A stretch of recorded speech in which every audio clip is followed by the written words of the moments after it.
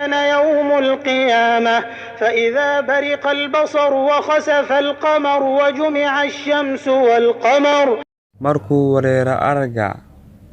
bishii ay madoobaata bishii iyo oraxdii la kulmiya يقول الإنسان يومئذ أين المفر insaankanu yidhaahda maalintaas xaggee loo carari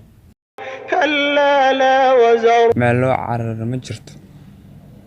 إلى ربك يومئذ المستقر rabbigaa xaggiisa ayo maalintaas loo sugnaan ينبأ الإنسان يومئذ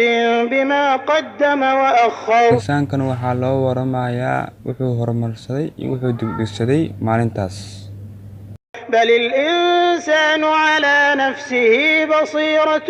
ولو ألقى معاذيره insaankuna ma iska daayay insaanka naftiisa ayuu ka maraqaati furi haba tuurtee cudurdaar